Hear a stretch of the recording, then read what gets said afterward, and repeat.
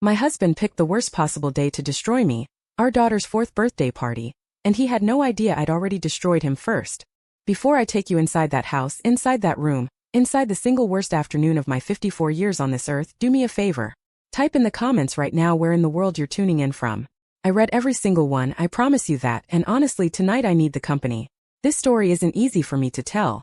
But I made a decision a long time ago that silence protects the wrong people, so I'm done being quiet. Drop a number 1 down there too so I know you're locked in, because trust me, you are going to want to be sitting down for what comes next. Okay, let's go back. Let's go back to a Saturday that started out like the best day of my life. Picture this. A house in Denver, the kind with big bay windows that catch the late morning light just right. Streamers everywhere. A banner stretched across the fireplace that said Happy 4th Birthday Lily in glitter letters my daughter had insisted on picking out herself. The smell of sugar cookies drifting out of the kitchen, mixed with the smell of cut grass from the backyard, where I'd hired a clown, yes, an actual clown, complete with a rainbow wig and a bag full of balloons, to keep a dozen sugar-high 4-year-olds entertained for a few hours. My daughter Lily had frosting smeared across both cheeks like war paint. She was standing in the middle of the yard, head tipped all the way back, watching this clown twist a long skinny balloon into something that was supposedly a dinosaur, and she was laughing so hard she could barely stand up straight. I want you to really sit with that image for a second, because I have never forgotten it and I never will. It was the last few minutes of my old life, and I didn't even know it. Near the patio door stood my husband, Richard. 30 years we'd been married. 30. He looked comfortable, confident, every inch the doting father in his crisp polo shirt, watching his little girl with what I thought was pride. He caught me staring at him and threw me a wink, the same wink he'd been giving me since college, the one that used to turn my knees to water. Old habits. My chest still did a little flutter. Isn't that pathetic? Even then, even that close to the edge of the cliff, some stupid loyal part of me still loved him. Standing a few feet away from him, laughing at something he just whispered to her, was my stepsister, Chloe. 25 years old, blonde like my own late mother had been, glowing in a way I couldn't quite place yet. Now, understand something about Chloe because it matters. When my father remarried a decade ago, Chloe came into our lives as a scared, grieving 15-year-old who just lost her mom. I didn't treat her like some inconvenient stepsister. I treated her like family, full stop. I paid for a chunk of her college tuition out of my own inheritance when my dad's finances came up short. I gave her a room in our house every single summer. She called Lily her favorite little human, and Lily adored her right back, called her fun Aunt Chloe. I built that relationship with my own 2 hands. I'm telling you this so you understand exactly how deep the knife went. In a few seconds later, Richard tapped a champagne flute with a fork. Ding ding ding. The chatter in the room fell away like somebody had hit mute on the whole world. Parents turned. Lily stopped chasing a butterfly across the lawn and looked up at her daddy, waiting for something sweet.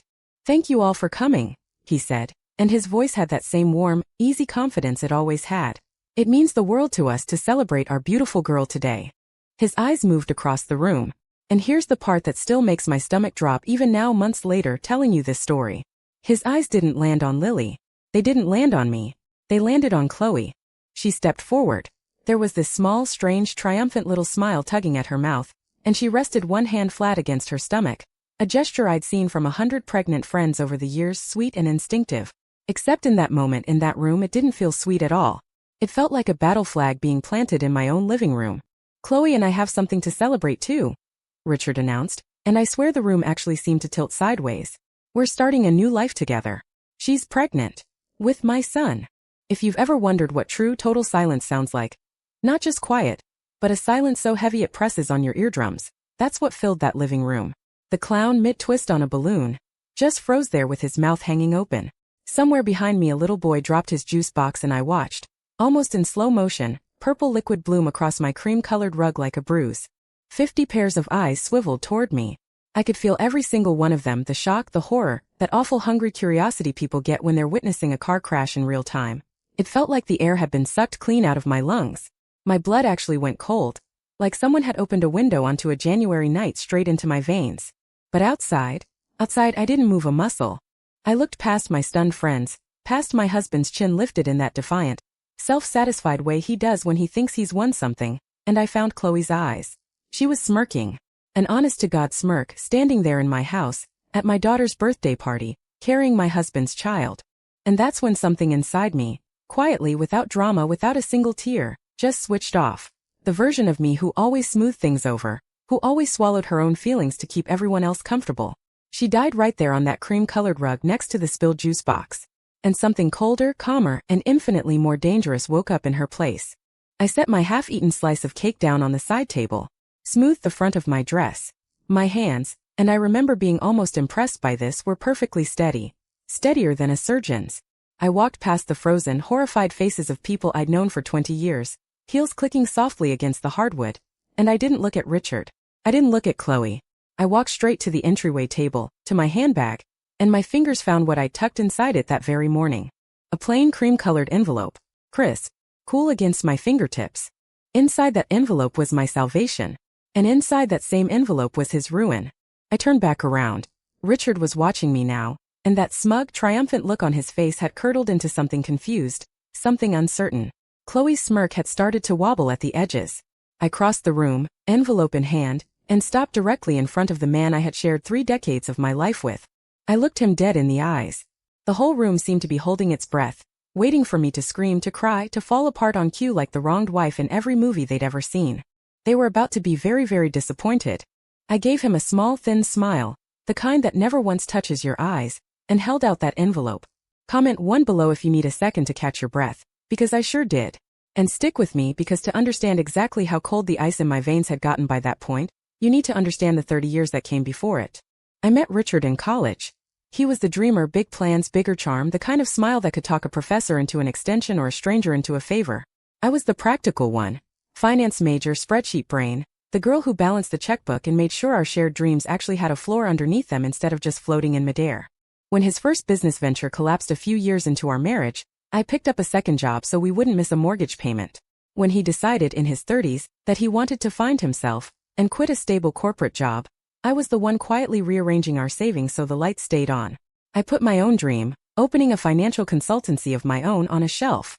After Richard gets settled, I told myself, after the kids are grown. Except the kids took forever to arrive. We fought infertility for years before Lily finally showed up, our miracle, when I was 50 years old. And once she was here, my own dream slid even further back on that shelf, gathering dust behind hers. Then there was Chloe. My father remarried when she was 15, right after her own mother passed, and I looked at this lost, grieving girl and I opened my home to her without a second thought. Summers, holidays, a standing invitation.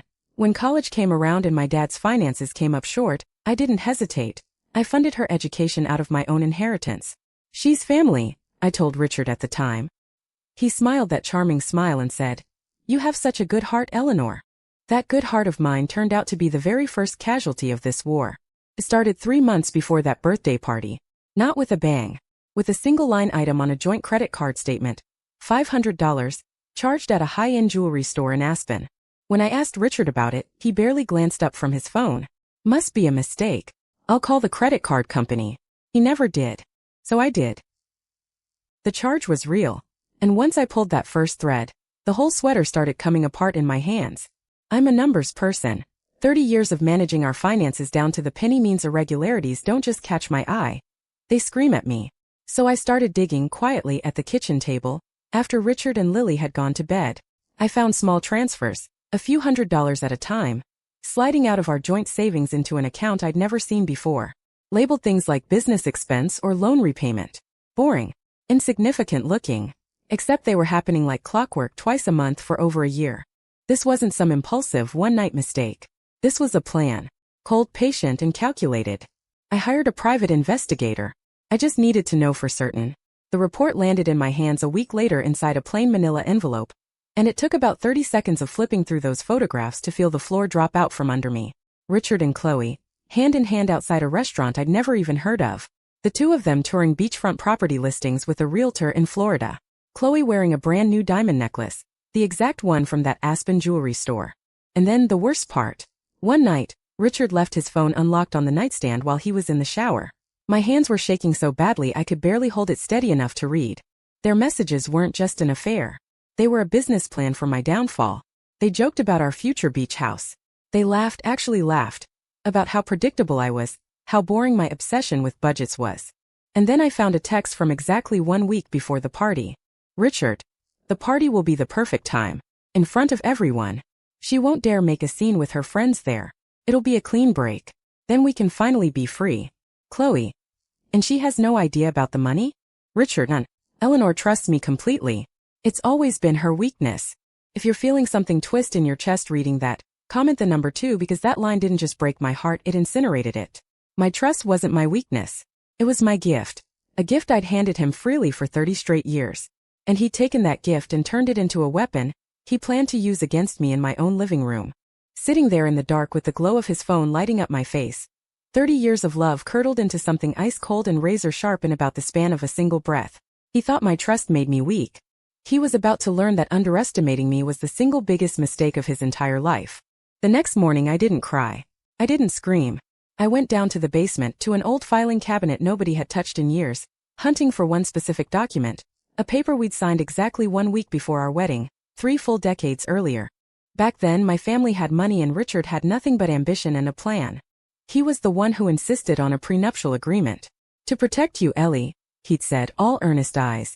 We both knew deep down, it was really there to protect his future earnings from my family's money if things ever fell apart.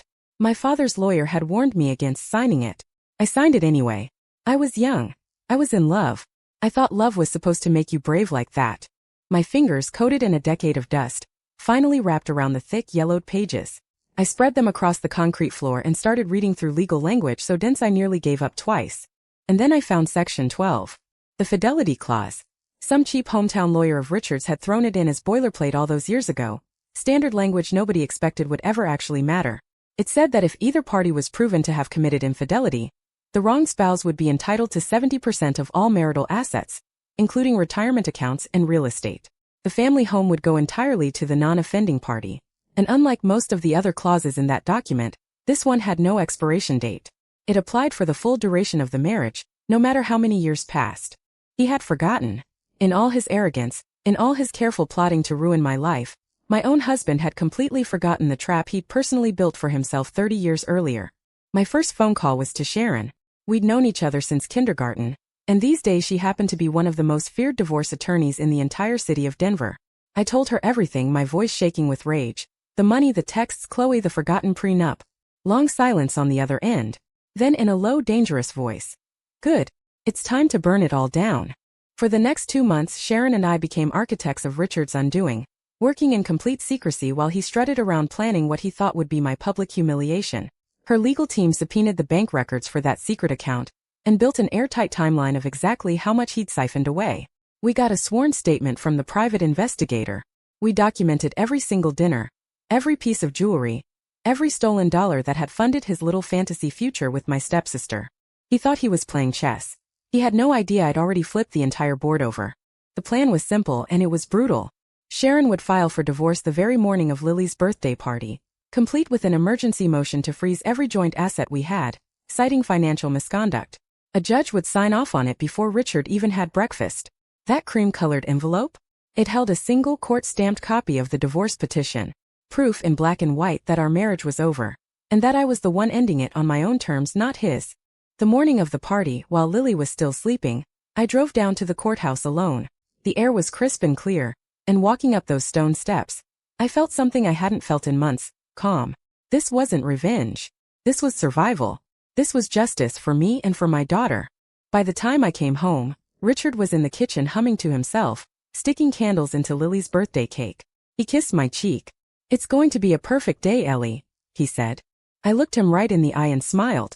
Yes, I said. It is. He had absolutely no idea that the papers dismantling his entire world were already stamped, already filed, already grinding through the system, waiting patiently for him inside a simple cream envelope. He thought he was writing the ending to our story. He was wrong.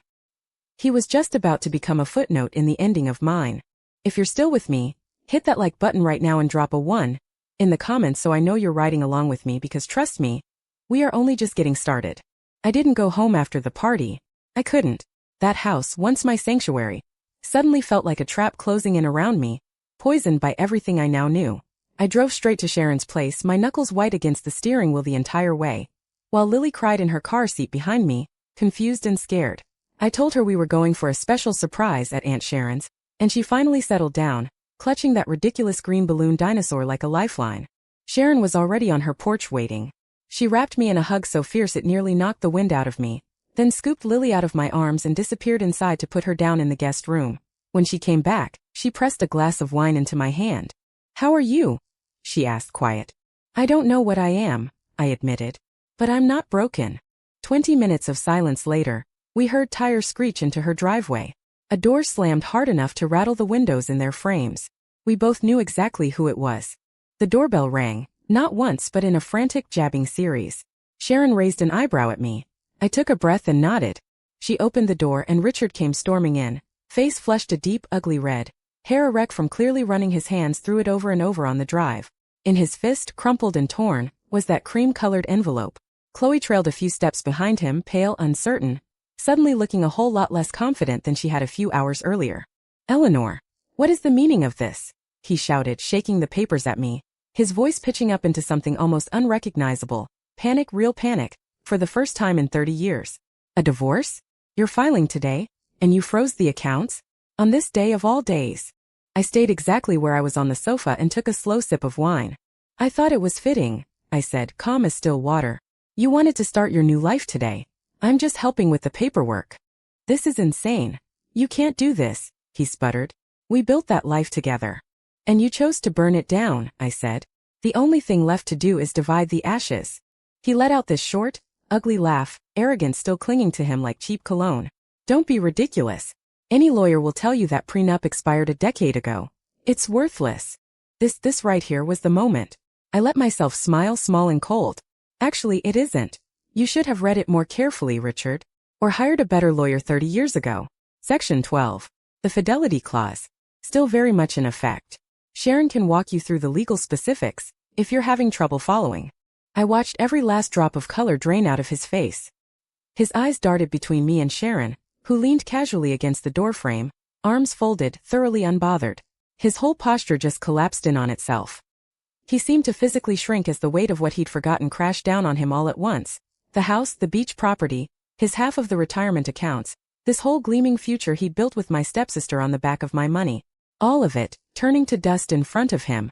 He sank into the armchair, papers sliding from his hand onto the floor. "Ellie, you can't," he whispered. "Not after 30 years. You can't do this to me." "I'm not doing anything to you, Richard," I said, my voice flat, emotionless. "This is entirely your own handiwork. You just never bothered to read the fine print." I actually believed for a few hours that seeing his own devastation on full display would be enough to end it.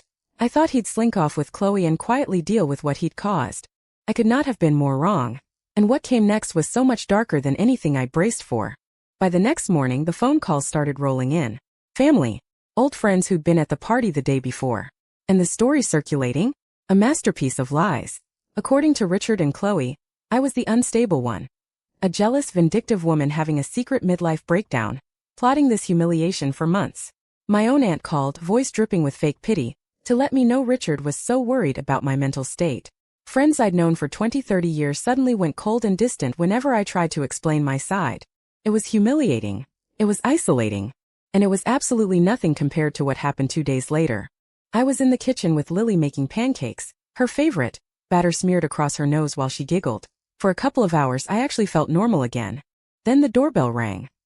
I opened the door to a stern woman in a drab gray pantsuit, holding up a badge. "My name is Carol Finney," she said, flat and official. "I'm an investigator with Denver Child Protective Services. May I come in?" My blood went cold instantly. The pancake spatula clattered to the floor. "CPS? None of this made any sense."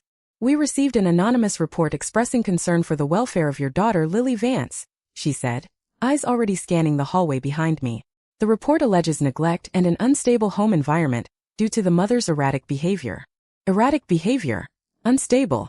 The exact words Richard and Chloe had been feeding everyone we knew. My knees actually went weak. This was them. This had to be them. They weren't satisfied with destroying my reputation anymore. Now they were coming after my daughter. For the next 2 hours my life turned into a full nightmare. Miss Finney walked through every room of my home. My refrigerator. My cupboards. She combed through Lily's bedroom, her toys, her clothes. Asked me questions that made my skin crawl. "Do you drink in front of the child? Has the child ever witnessed arguments or outbursts?" Then she asked to interview Lily. Alone. I had to sit in my own living room while a stranger questioned my 4-year-old daughter behind a closed door. 30 minutes. The longest 30 minutes of my entire life. My fists clenched so tight my nails cut into my palms. Every horror story I'd ever heard about false accusations and children ripped from loving homes flashing through my mind on a loop. Richard knew Lily was my entire world. He knew threatening custody was the one thing guaranteed to break me completely. This wasn't a divorce fight anymore. This was war, and they had just fired the most despicable shot imaginable. Type still here in the comments if this is making your blood boil the way it made mine, because we are just getting to the part where it all comes back around on them. The second that CPS car pulled out of my driveway, I called Sharon, barely able to speak through the sobs breaking my voice into pieces. "They're trying to take Lily," I managed. "Sharon, they called CPS." Her voice went cold and sharp instantly. "Stay exactly where you are. Don't talk to anyone. I'm on my way." 20 minutes later she found me on the kitchen floor, staring at nothing. She didn't say a word, just knelt down and held me. And for the first time since this whole nightmare started, I let myself fall apart completely, just for a moment. Then she pulled me to my feet. "Okay," she said, lawyer mode fully engaged. "We fight. This isn't defense anymore. This is annihilation. They want to play dirty? Fine. We'll show them exactly how it's done." Sharon's office became our war room that afternoon. She explained that anonymous CPS reports during ugly divorces were a common, cowardly tactic, and our first job was proving these allegations were completely baseless. We called Lily's pediatrician, who wrote a glowing letter praising my attentive care at every single checkup. We called her preschool teacher, Mrs. Gable, who was horrified when she heard what was happening, and immediately wrote a 2-page statement detailing my daily involvement in the classroom, my volunteer hours, how happy and well-adjusted Lily always was. She even rallied other parents to write supporting letters. Neighbors on both sides of our house signed affidavits swearing they'd never witnessed anything but a warm, stable home. Within 48 hours we had a mountain of evidence, dozens of voices all saying the exact same thing: I was a good mother. But Sharon wasn't satisfied with just playing defense. "I want to prove who made that call," she said, pacing furiously. "I want to hang this around their necks in front of a judge." She filed an emergency motion for the phone records tied to that anonymous tip line, arguing it wasn't a good faith report, but a malicious act meant to manipulate a custody outcome. Given the stack of support letters we already had, the judge granted it without hesitation. A week later the records came back. The call had come from a prepaid burner phone, bought with cash at a 7-Eleven downtown. A dead end on paper. For one gut-dropping second I felt my hope buckle. Sharon wasn't done though. "They're stupid, Eleanor," she said, eyes gleaming. "Criminals always are." She sent her own investigator, a former cop with a real talent for digital forensics, to that exact 7-Eleven to pull security footage from the purchase time on record. And there she was, crystal clear on the grainy footage. Chloe, bright, colorful maternity top, standing at the counter paying cash for a phone, but right before that buying a magazine and a soda with her credit card. And the timestamp on that card transaction lined up to the exact second with the timestamp on the security footage. We had her. Undeniable. Irrefutable. Sharon printed a high-resolution still from that footage. Chloe staring directly into the camera, sliding that burner phone into her purse with a smug little half-smile on her face. She set it on the desk in front of me and tapped it twice. "This," she said, "is the nail in their coffin." The morning of the final divorce hearing, the courtroom air felt thick enough to cut with a knife. Small room. Wood paneling. Buzzing fluorescent lights overhead. I sat beside Sharon, spine straight, hands clasped so tightly in my lap my knuckles had gone white. Across the aisle Richard sat next to a lawyer barely out of law school, looking haggard, thinner than I'd ever seen him, dark circles carved under his eyes. Chloe sat behind him in the gallery, her pregnant belly obvious now under a loose dress, refusing to meet my eyes even once. Judge Marcia Fields presided, an older woman with the kind of sharp gaze that seemed to see straight through every lie in the room. She skipped the pleasantries entirely and went straight to the financial discovery. Page after page. Bank statements. Credit card bills.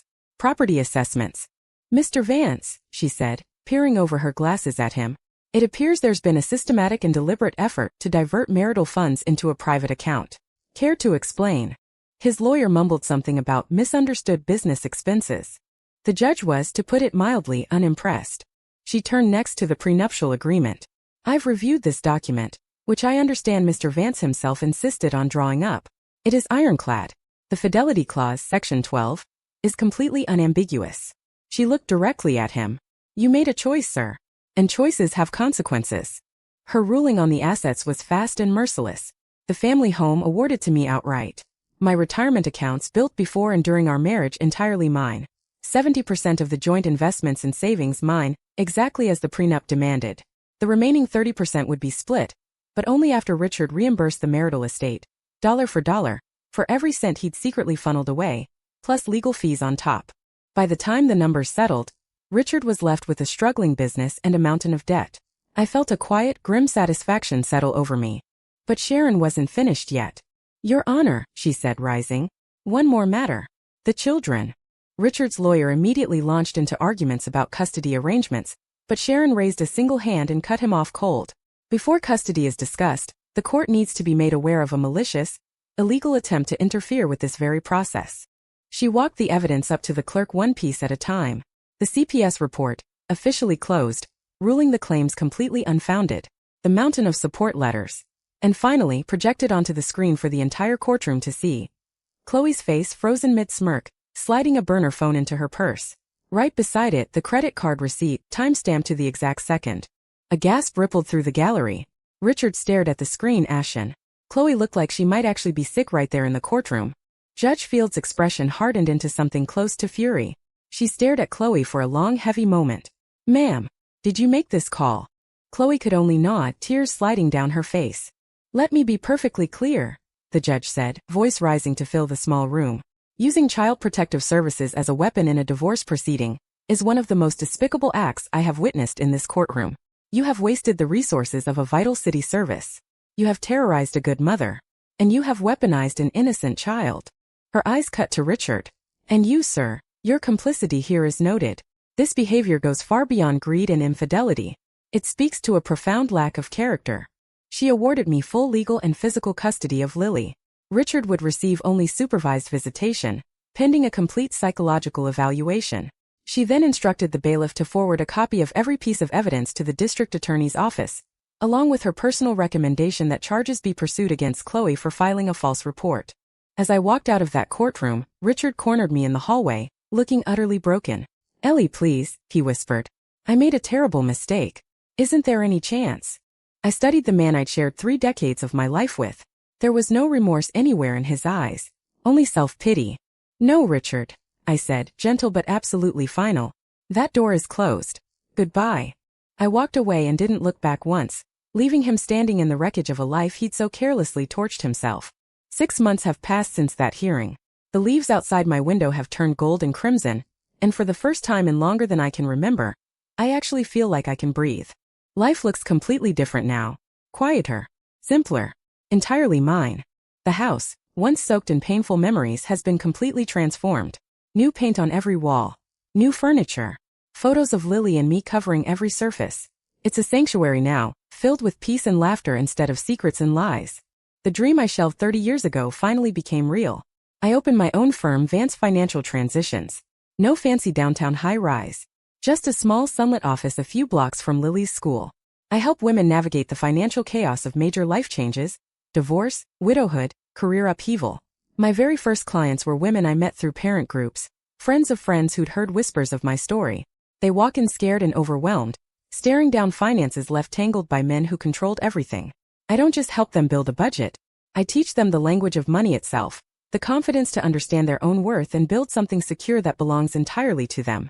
There's a satisfaction in that work I never once found in my old corporate job. Watching hope light up in another woman's eyes is worth more than any paycheck I ever earned. As for Richard, I still hear things whether I want to or not. Our old social circle shattered completely once the CPS story became public knowledge. He lost most of his clients. His business is barely limping along. He and Chloe are renting a small apartment across town now. The DA did press charges. Chloe received 2 years of probation and a steep fine. Their fairy tale beginning turned into a cautionary tale nobody in this town will ever forget. I take no joy in his downfall, but I feel no pity either. He made his choices, every single one of them, with his eyes wide open. My relationship with Lily sits at the very center of my universe these days. That custody fight terrified me down to my bones, but it forged something between us that nothing could ever break. We spend weekends hiking, baking cookies in our new bright kitchen, working through stacks of library books together. The other night, tucking her in, she wrapped her little arms around my neck and whispered, "I love our house, Mommy. It's so happy now." I had to blink back tears. That was all the proof I ever needed that I did the right thing. This entire fight, every agonizing month of it, was never really about revenge. It was about this, building a safe, happy home for my daughter. Showing her, even at 4 years old, exactly what a strong, independent woman looks like when she refuses to be broken. That envelope I handed Richard felt, in the moment, like the end of my entire world. Looking back now, I understand it wasn't an ending at all. It was a key, and it unlocked a door into a life I never even let myself imagine was possible. A life where I'm not just somebody's wife or somebody's mother, but the architect of my own happiness. In securing my future, I found something worth infinitely more than money. I found myself again. And that, to me, is a victory worth every single second of the fight. Thank you so much for sitting through my whole story with me tonight. It genuinely means the world that you stayed until the end. If any part of this hit close to home for you, I'd love to know. What's one piece of advice you'd give someone facing a betrayal like this? Drop it in the comments below. And if you haven't already, go ahead and like this video and subscribe for more. Because trust me, there are more stories where this one came from. And you are never, ever alone in this.